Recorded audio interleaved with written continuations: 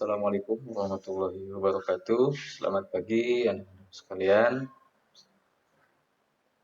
Alhamdulillah kita bertemu kembali dalam pembelajaran PJOK untuk kelas 8 pada pagi hari ini di tengah kita dalam kondisi pandemi ya. Seperti biasa, sebelum melakukan pelajaran mari kita berdoa terlebih dahulu.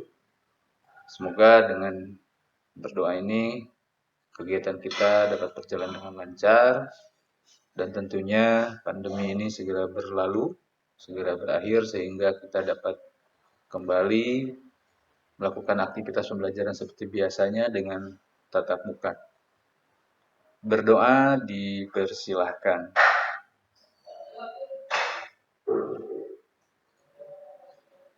Berdoa selesai. Selanjutnya untuk presensi atau absensi, nanti di akhir pembelajaran Bapak akan kirimkan link untuk daftar hadir kalian masing-masing. Jadi nanti setelah video ini berakhir, Bapak akan kirimkan dan silahkan kalian isi link tersebut sebagai bukti kalian hadir dalam pembelajaran hari ini. Baik anak-anakku sekalian, pada hari ini kita akan belajar tentang salah satu materi pembelajaran PJOK di kelas 8, yaitu kita masuk di bab 5 tentang kebugaran jasmani. Adapun tujuan hari ini, yang pertama Bapak harapkan kalian dapat menunjukkan sikap disiplin, bertanggung jawab, menghargai dan percaya diri selama mengikuti pembelajaran. Berikutnya, setelah mengikuti pelajaran, Bapak harapkan kalian dapat memiliki pengetahuan dan pemahaman tentang konsep kebugaran jasmani. Dan berikutnya, setelah mengikuti pembelajaran hari ini, kalian juga dapat mempraktekkan latihan kebugaran jasmani secara mandiri di rumah ya selama masa pandemi ini.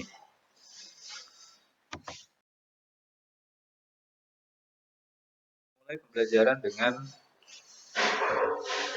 konsep kebugaran jasmani. Tentunya di kelas 7 yang lalu kalian sudah mempelajari tentang kebugaran jasmani ini. Untuk konsepnya Bapak mungkin hanya sekedar mengulas sedikit saja, di mana kesegaran jasmani ini merupakan salah satu aspek fisik dari kesegaran menyeluruh atau total fitness seseorang. Di mana kebugaran jasmani dapat diartikan sebagai kemampuan seseorang untuk beraktivitas sehari-hari tanpa adanya kelelahan yang berarti atau berlebihan. Artinya ketika kalian atau seseorang melakukan aktivitas, dia tidak mudah merasa lelah atau letih, maka seseorang tersebut memiliki kebugaran jasmani yang bagus. Akan tetapi, misalnya jika kalian setelah beraktivitas mudah lelah, mudah letih, itu artinya kebugaran jasmani kalian sedang dalam masalah atau tidak bagus.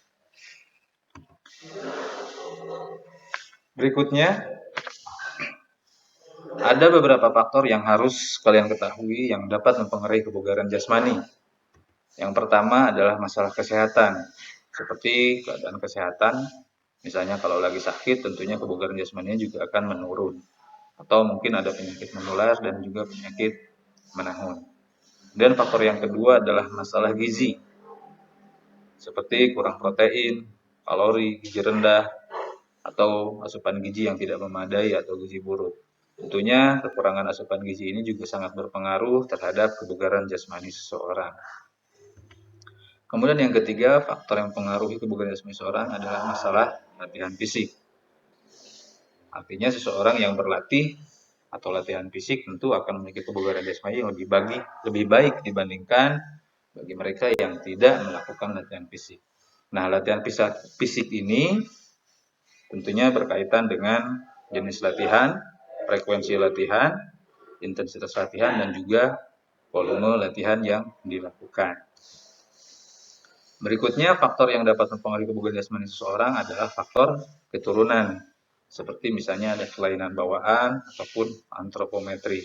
Tentunya dengan masalah keturunan ini, kita juga tidak bisa berbuat banyak, dalam arti Ini juga sangat berpengaruh terhadap kebugaran jasmani seseorang. Berikutnya, seseorang dapat dikatakan memiliki kebugaran jasmani yang baik, yaitu jika memiliki daya tahan jantung dan paru-paru yang baik, kemudian kemampuan adaptasi biokimia yang baik, bentuk tubuh yang ideal dan proporsional, kemudian kekuatan otot baik, daya ledak ototnya juga baik, kemudian daya tahan ototnya juga bagus, kecepatan, kelincahan, kelentukan atau kelenturan, kemudian kecepatan reaksi, dan juga koordinasi.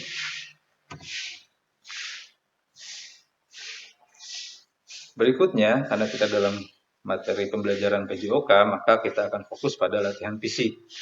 Agar latihan bermanfaat, perhatikan hal-hal berikut. Yang pertama, jenis latihan. Artinya, jenis latihan harus disesuaikan dengan kebutuhan dan dapat dilakukan atau dilatih secara seimbang. Oleh karenanya, pilihlah jenis latihan yang mudah dan murah untuk dilakukan. Yang kedua, volume latihan.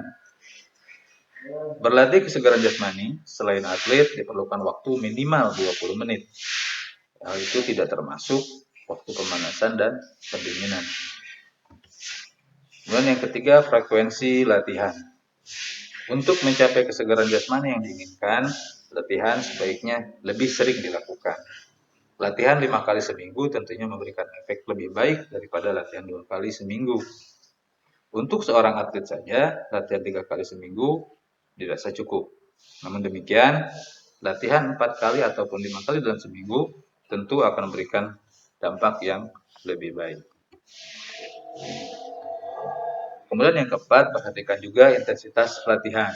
Nah, untuk menentukan intensitas latihan ini, khususnya untuk perkembangan daya tahan kardiovaskular, dapat diterapkan teori Koch and Merdel, yaitu dengan menghitung denyut nadi maksimal.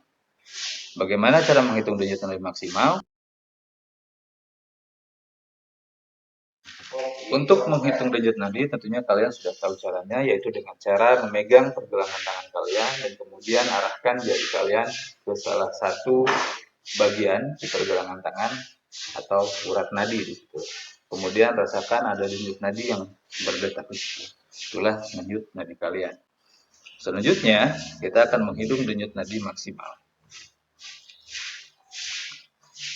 Untuk menentukan denyut nadi maksimal seorang siswa yang berumur 13 tahun dapat menggunakan rumus berikut, yaitu 220 dikurangi umur. Jika seseorang siswa yang berusia 13 tahun, maka dia memiliki denyut nadi 207, yaitu 220 dikurangi 13 tahun. Jadi, nadi maksimal siswa yang berumur 13 tahun adalah 207 denyut nadi per menit. Selanjutnya, ukur tekanan intensitas latihannya. Untuk latihan, seseorang selain atlet sekitar 70-85% dari 100% dengan lama latihan 20-30 menit. Jadi, jika digunakan intensitas yang 70%, maka denyut nadi maksimalnya adalah DNM atau 220 dikurangi umur dikali 7%. Yaitu 220 dikurangi 13 dikali 70%. Sama dengan 145 denyut nadi per menit. Kalau kalian belum paham, kita simulasikan dengan sebuah contoh. Misalnya Andi usianya 14 tahun. Kemudian Andi ini melakukan latihan selama 30 menit atau kita asumsikan 80%. Maka denyut nadi maksimal Andi adalah 220 dikurangi 14 tahun. Sama dengan 206 denyut nadi per menit. Maka intensitas latihan Andi adalah 220 dikurangi 14 dikali 80%.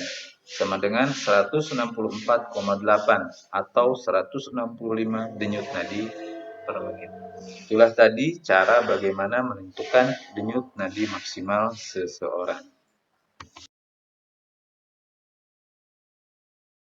Kekuatan dan daya tahan otot. Tentunya kalian akan dihadapkan dengan dua perbedaan, yaitu kekuatan otot dan daya tahan otot.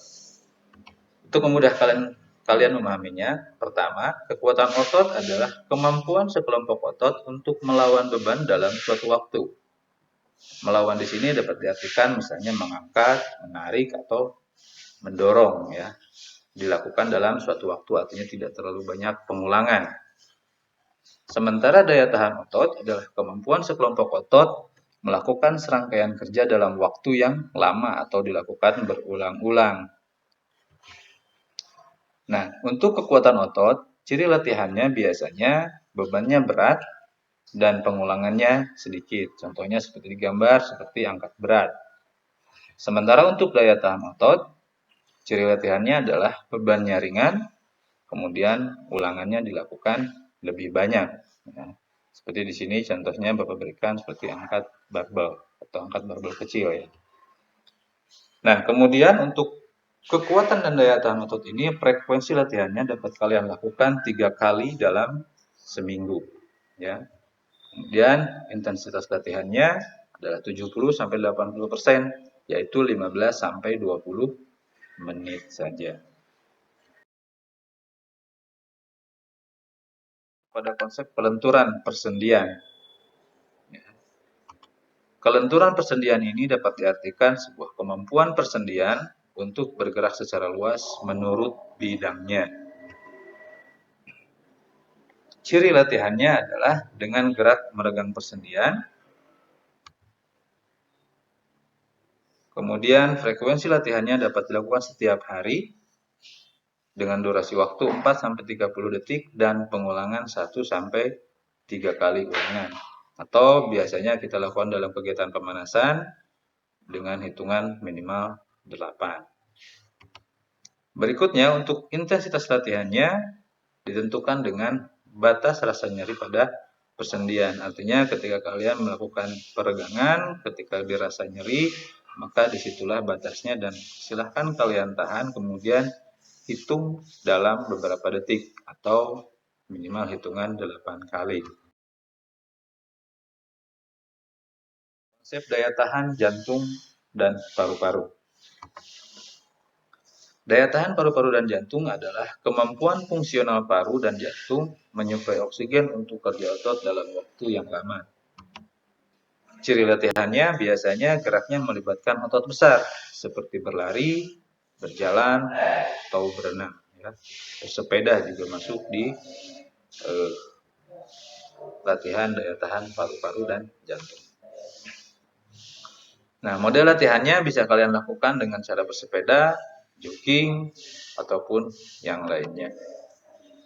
Frekuensi latihannya sebaiknya dilakukan 3-5 kali dalam seminggu, ya. Kemudian volume latihannya dilakukan 20-60 menit. Kita akan masuk ke dalam bentuk aktivitas latihan untuk kekuatan dan daya tahan otot.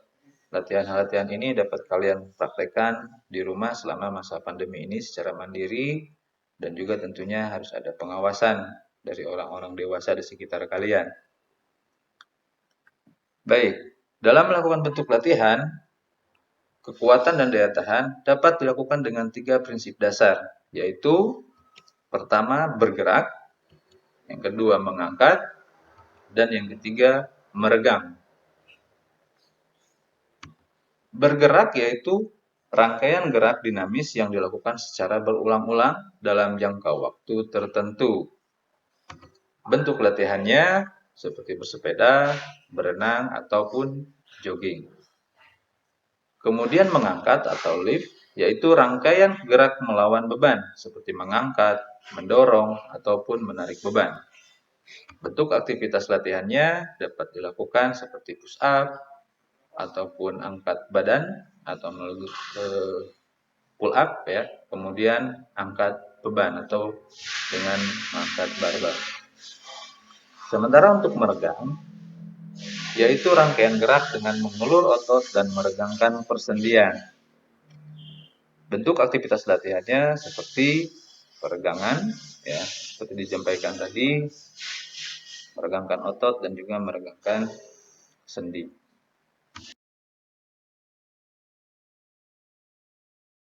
latihan kekuatan dan daya tahan otot lengan, dada, dan bahu dengan gerakan push up. Ada beberapa jenis push up yang akan Bapak sajikan sebagai contoh. Yang pertama, push up dengan tumpuan dua telapak tangan dan lutut. Nah, push up ini biasanya dilakukan untuk perempuan, terutama bagi perempuan yang ingin mendaftar di kepolisian, TNI. Ini adalah gerakan push up yang dilakukan seperti ini, yaitu dengan tumpuan dua telapak tangan dan dua lutut, kemudian di bagian kakinya diangkat ke atas dan badannya naik turun seperti gerakan push up pada umumnya. Kemudian latihan yang kedua dapat dilakukan dengan gerakan push up seperti biasa dengan tumpuan dua telapak tangan dan juga dua telapak kaki atau jari-jari kaki. Posisinya badan lurus, kemudian naik dan turun. Kemudian gerakan push up yang ketiga yaitu dilakukan dengan mengangkat panggul lebih tinggi. Dilakukan gerakan awalnya seperti push up biasanya, hanya saja ketika mengangkat badan, maka bagian panggul diangkat lebih tinggi dari badan. Seperti di contoh gambar yang ketiga ini.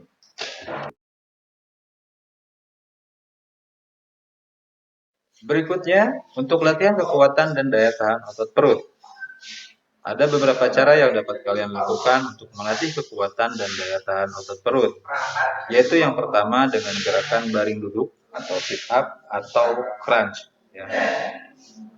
Ini sit up atau crunch yang biasa kita lakukan dengan posisi terlentang, kemudian bagian tubuh diangkat mendekati bagian lutut yang ditekuk.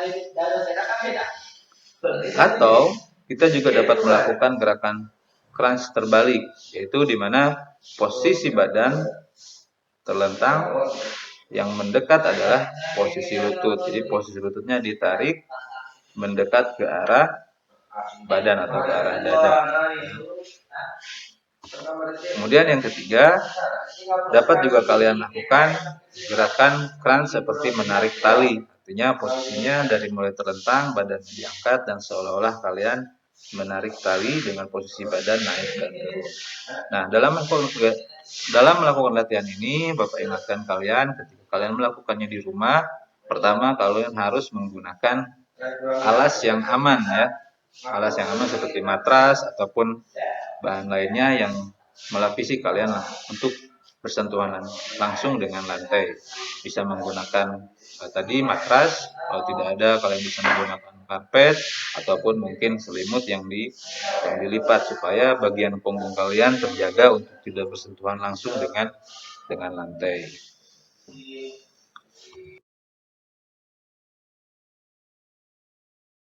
Untuk latihan kekuatan dan daya tahan otot punggung yang dapat bisa kalian lakukan di rumah, yaitu yang pertama dengan gerakan mengangkat punggung atau gerakan back up.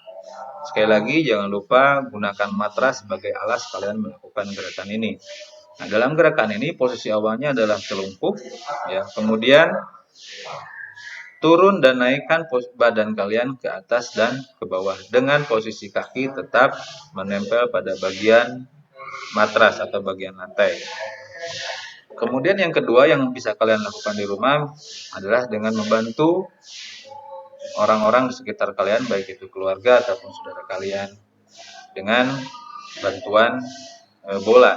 Jadi posisinya kalian terlentang, kemudian dibantu oleh teman atau saudara kalian melemparkan bola ke arah depan dan kalian menangkap bola tersebut dengan cara menaikkan posisi badan kalian dari telungkup. Itu adalah beberapa latihan yang dapat kalian lakukan untuk melatih kekuatan dan daya tahan otot punggung.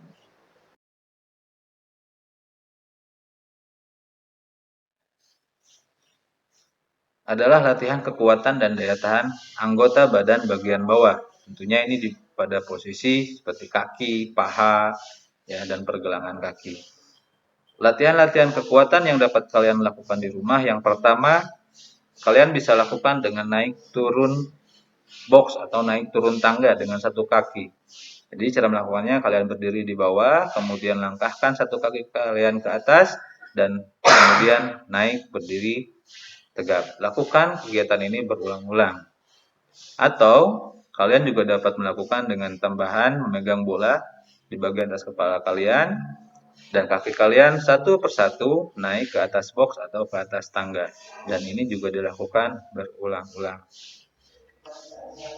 Atau kalian dapat melakukan gerakan yang lain yaitu dengan cara melompat kedua kaki ke arah box atau ke arah tangga dan dilakukan secara berulang-ulang. Nah, itu latihan-latihan yang dapat meningkatkan kekuatan dan daya tahan anggota badan. Berikutnya untuk latihan kelincahan, terutama pada anggota badan bagian bawah, kalian dapat melakukan beberapa latihan di rumah. Seperti yang pertama, lari zigzag. Itu lari dengan memberikan rintangan dengan posisi zigzag. Kalian bisa menggunakan berbagai alat atau bahan di rumah sebagai media untuk lari zigzag ini. Bisa menggunakan kon, kardus, atau apapun yang bisa kalian dapatkan di rumah. Nah, untuk jaraknya sendiri silahkan kalian sesuaikan dan atur. Sekurang-kurangnya minimal ada 10 meter. Kemudian kalian berikan rintangan seperti pada contoh gambar berikut dan kalian lakukan berulang-ulang untuk melatih kelincahan anggota badan bagian bawah. Kemudian latihan yang kedua yang bisa kalian lakukan sendiri di rumah misalnya adalah dengan melompat secara menyilang atau zigzag. Yang kalian lompati bisa berupa bangku ataupun kardus ataupun benda yang lainnya yang bisa kalian lewati secara melompat dan dilakukan secara menyilang.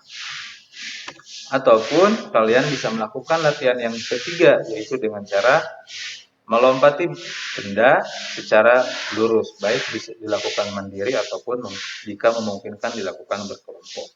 Ya, seperti lari pada umumnya, kemudian ada rintangan yang dilewati untuk melompat. Nah, ini adalah beberapa latihan yang bisa kalian lakukan di rumah sebagai latihan untuk melatih kelincahan anggota badan.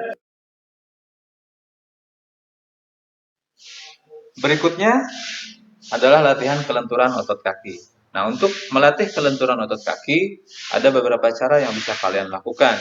Yang pertama adalah dengan cara menarik handuk secara berpasangan. Kalian bisa lakukan di rumah dengan bantuan saudara kalian ataupun teman kalian yang memungkinkan, bisa dilaksanakan di rumah. Caranya adalah masing-masing duduk selonjoran dengan kedua kaki saling menempel, kemudian gunakan sehelai anduk dan lakukan kalian saling menarik badan masing-masing. Ini diperlukan untuk melatih kelenturan otot kaki pada kalian. Atau kalian juga dapat melaksanakan secara langsung tanpa bantuan handuk, yaitu dengan meregangkan bagian kaki, kemudian badan kalian saling tarik. Namun perlu diperhatikan, jangan sampai gerakan ini dipaksakan. Artinya, ketika sudah mulai terasa nyeri, maka tahan gerakan tersebut. Ya, jangan dipaksakan untuk menghindari risiko cedera ataupun sakit. Berikutnya, latihan yang bisa kalian lakukan untuk kelenturan otot punggung diantaranya adalah yang pertama, posisi mengangkat punggung dengan gerakan awalnya adalah terlentang. Jadi gerakannya dimulai dengan terlentang, kemudian kaki kalian ditekuk dan kemudian angkat pinggang kalian, kemudian tahan beberapa detik. Ya, setelah itu turun dan kembali lakukan secara berulang. Atau kalian dapat melakukan gerakan seperti gerakan kayang dengan tumpuan telapak tangan dan juga telapak kaki dengan posisi badan diangkat membentuk seperti jembatan. Nah, dalam latihan ini Bapak ingatkan kembali agar kalian melakukan latihan dengan pengawasan orang dewasa di sekitar kalian agar menghindari resiko cedera selama pelaksanaan atau praktik latihan yang kalian lakukan. Nah, itu tadi beberapa bentuk latihan yang bisa kalian lakukan di rumah agar kalian bisa menjaga dan melatih kebugaran jasmani kalian selama masa pandemi ini. Tentunya dengan kalian belajar di rumah menuntut kalian untuk beraktivitas secara mandiri. Saya hanya memberikan beberapa contoh dan Bapak harapkan kalian dapat melakukannya secara mandiri di rumah. Oleh karenanya, di bagian akhir ini Bapak memberikan penugasan kepada kalian. Yang pertama tugasnya adalah silahkan praktekkan aktivitas kebugaran jasmani tersebut di rumah. Namun Bapak ingatkan untuk selalu melakukan pemanasan sebelum melakukan aktivitas dan juga dilakukan pendinginan setelah melaksanakan aktivitas. Nah, aktivitas apa saja yang harus dilakukan atau dipraktikkan di rumah? Yang pertama adalah aktivitas berkaitan dengan daya tahan paru dan jantung. Nah, aktivitas yang kalian bisa lakukan, silahkan kalian pilih mau jogging, bersepeda, ataupun jika memungkinkan aktivitas berenang. Yang kedua, aktivitas yang kalian harus lakukan adalah yang berkaitan dengan kekuatan dan daya tahan otot. Nah, Bapak harapkan kalian dapat mempraktekkan gerakan push up. Silahkan dipilih untuk perempuan tadi bisa menggunakan dengan tumpuan kedua telapak tangan dan lutut. Untuk laki-laki bisa menggunakan tumpuan untuk tumpuan kedua telapak tangan dan telapak kaki atau seperti push up biasanya. Kemudian kalian juga bisa melakukan gerakan sit up atau crunch, baik itu yang biasa yaitu dengan badan yang mengangkat ke arah lutut yang ditekuk ataupun sebaliknya lutut yang ditekuk mengarah ke arah dada. Kemudian kalian juga bisa melakukan back up atau gerakan untuk melatih otot punggung tadi dengan cara mengangkat bagian punggung dari posisi telungkup. Dan terakhir kalian dapat melaksanakan aktivitas loncat box atau tangga baik dengan satu kaki ataupun dua kaki. Dan yang ketiga, aktivitas yang kalian lakukan adalah yang berkaitan dengan gerakan kelincahan. Contohnya tadi seperti di contoh kalian bisa melakukan lari zigzag ataupun lompat zigzag. Dan yang keempat, latihan yang kalian lakukan di rumah adalah kelenturan persendian atau peregangan. Yaitu pertama seperti lebar kaki dengan cara tarik handuk, atau yang kedua angkat punggung atau tayang. Nah, sekali lagi Bapak ingatkan dalam melakukan aktivitas ini Bapak harapkan kalian diawasi oleh orang-orang dewasa untuk menghindari resiko cedera kalian dalam melakukan praktik mandiri ini di rumah. Berikutnya, dokumentasikan aktivitas kebugaran jasmani kalian dalam bentuk foto atau video, ya. Yang bisa video silahkan dokumentasikan dalam bentuk video atau minimal dalam bentuk foto kegiatannya. Selanjutnya, kirimkan dokumentasi kegiatan kalian ke nomor WA guru mata pelajaran. Itu nomor WA Bapak ya. Jadi nanti Bapak akan menilai praktik kalian melalui kiriman dokumentasi yang kalian miliki atau kalian kirimkan. Nah, berkaitan dengan pengetahuan, silahkan kalian kerjakan soal pilihan ganda pada buku paket halaman 215 dan sampai 218 dan soal esai nomor 1 sampai 4 di halaman 218. Kemudian kerjakan tugas tersebut pada buku tugas masing-masing. Nanti pada waktunya buku tugas kalian akan Bapak minta untuk dikumpulkan sebagai bentuk penilaian pengetahuan. Baik anak-anakku sekalian, itulah rangkaian materi belajar PJOK kelas 8 pada masa pandemi ini. Ya, terima kasih kalian yang masih tetap aktif dan semangat dalam mengikuti pembelajaran. Dan semoga masa pandemi ini segera berakhir sehingga kemudian kita bisa berkumpul melaksanakan aktivitas pembelajaran secara tatap muka seperti biasanya. Baik anak-anakku sekalian, karena kegiatan tadi kita awali dengan doa dan akan lebih baiknya kita kembali akhiri kegiatan pelajaran hari ini juga dengan berdoa. Untuk itu berdoa dipersilahkan. Berdoa selesai. Terima kasih anak-anakku sekalian. Semoga kita selalu dalam keadaan sehat dan terhindar dari virus corona ini. Dan semoga kita selalu senantiasa dalam keadaan sehat walafiat dan dalam lindungan Allah Subhanahu wa taala. Sekali lagi terima kasih. Bapak ucapkan Assalamualaikum warahmatullahi wabarakatuh.